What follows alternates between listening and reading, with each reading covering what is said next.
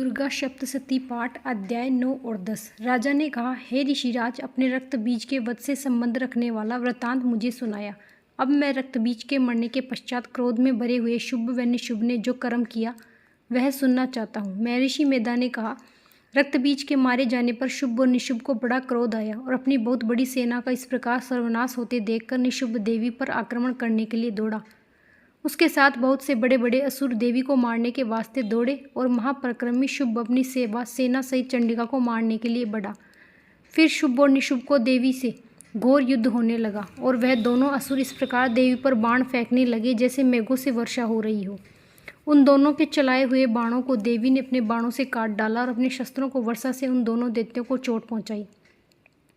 निशुभ ने तीक्ष्ण तलवार और चमकती हुई ढाल लेकर देवी ने अपने शुरूप नामक बाण से निशुभ की तलवार व ढाल दोनों को ही काट डाला। तलवार और ढाल कट जाने पर निशुभ ने देवी पर शक्ति से प्रहार किया।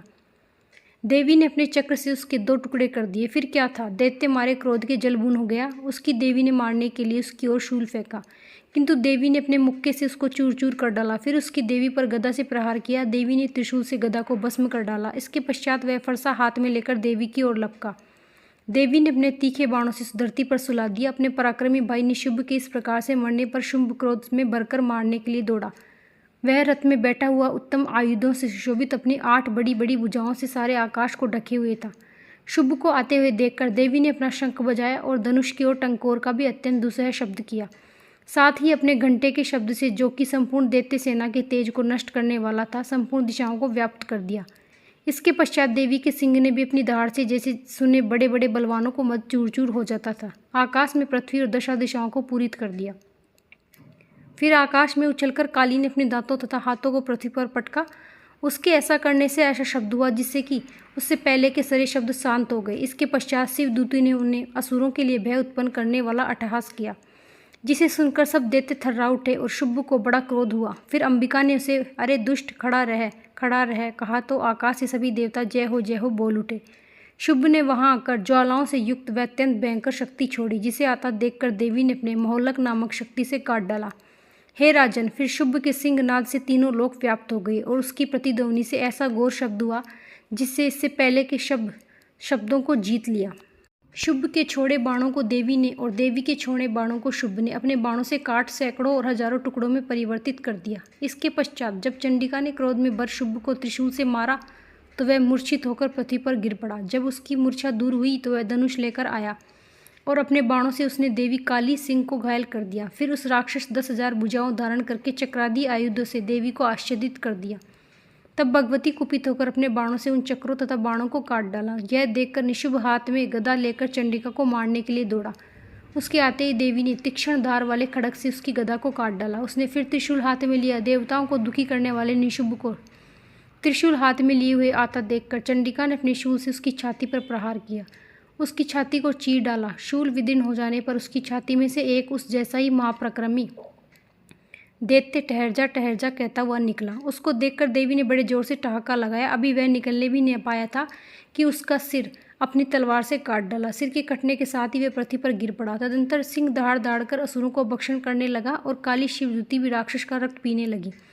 कौमारी की शक्ति से कितने ही महादैत्य नष्ट हो गए। ब्रह्मा जी के कमंडल के जल से कितने ही असुर समाप्त हो गए। कई दैत्य माहेश्वरी के त्रिशूल से विदीर्ण होकर पृथ्वी पर गिर पड़े और कई बाराही के प्रहारों से छिन्न भिन्न होकर धराशायी हो गए। वैष्णवी ने भी अपने चक्र से बड़े बड़े महापराक्रमियों को कचूर कर निकाल दिया, उन्हें यमलोक भेज दिया और ऐसे कितने ही महाबली राक्षस टुकड़े टुकड़े हो गए। कई दैत्य मारे गए, कई भाग गए। कितने ही काली शिवदूती और सिंह ने भक्षण कर दिए। अध्याय 9 समाप्त। अध्याय 10 शुभ वध। महर्षि मेधा ने कहा, हे राजन, अपने प्यारे भाई को मरा हुआ तथा सेना को नष्ट हुई देखकर क्रोध में भरकर दैत्यराज शुभ कहने लगा, दुष्ट दुर्गे, तू अहंकार से गर्व मत कर, क्योंकि तू दूसरों के बल पर लड़ रही है। देवी ने कहा, हे दुष्ट, देख, मैं तो अकेली हूँ।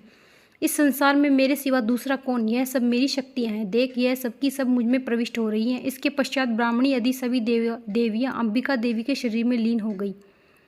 उस समय अंबिका देवी अकेली रह गई। देवी ने कहा, मैं अपनी ऐश्वर्य शक्ति से अनेकों रूपों में जहाँ उपस्थित हुई थी उन सब रूपों को मैंने समेट लिया। अब अकेली ही यहाँ खड़ी हूँ, तुम भी यही ठहरो। महर्षि मेधा ने कहा, तब देवताओं तथा राक्षसों के देखते देखते देवी तथा शुंभ में भयंकर युद्ध होने लगा। अंबिका देवी ने सैकड़ों अस्त्र शस्त्र छोड़े उधर दैत्यराज ने भी भयंकर अस्त्रों का प्रहार आरंभ कर दिया। देवी के छोड़े हुए सैकड़ों अस्त्रों को दैत्य ने अपने अस्त्रों द्वारा काट डाला।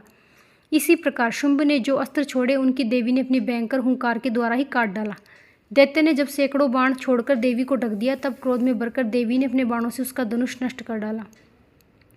धनुष कट जाने पर दैत्येंद्र ने शक्ति चलाई, लेकिन देवी ने उसे भी काट कर फेंक दिया। फिर दैत्येंद्र चमकती हुई ढाल लेकर देवी की ओर दौड़ा, किंतु जब वह देवी के समीप पहुंचा तो देवी ने अपने तीक्ष्ण बाणों से उसकी चमकने वाली ढाल को भी काट डाला। फिर दैत्येंद्र को घोड़ा मार गया, रथ टूट गया, सारथी मारा गया। तब वह भयंकर मुद्र लेकर देवी पर आक्रमण करने के लिए चला, किंतु देवी ने अपने तीक्ष्ण बाणों से उसकी मुद्र को भी काट दिया। इस पर दैत्य ने क्रोध में भरकर देवी की छाती में बड़े जोर से एक मुक्का मारा। दैत्य ने जब देवी को मुक्का मारा तो देवी ने भी उसकी छाती में जोर से एक थप्पड़ मारा। थप्पड़ खाकर पहले तो दैत्य पृथ्वी पर गिर पड़ा, किंतु तुरंत ही वह उठ खड़ा हुआ। फिर वह देवी को पकड़कर आकाश की ओर उछला और वहां जाकर दोनों में युद्ध होने लगा।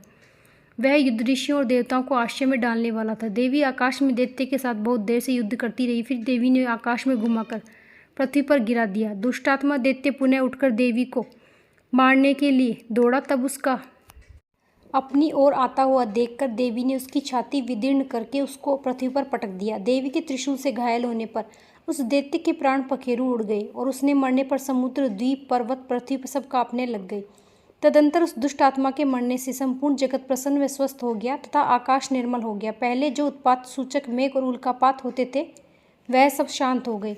उसके मारे जाने पर नदियां अपने ठीक मार्ग से बहने लगी। संपूर्ण देवताओं का हृदय हर्ष से भर गया। गंधर्वियों सुंदर गान गाने लगी, गंधर्व बाजे बजाने लगे, अप्सराएं नाचने लगी, पवित्र वायु बहने लगी, सूर्य की कांति स्वच्छ हो गई, यज्ञशालाओं की बुझी हुई अग्नि अपने आप प्रज्वलित हो उठी तथा चारों दिशाओं में शांति फैल गई। 10वां अध्याय समाप्त।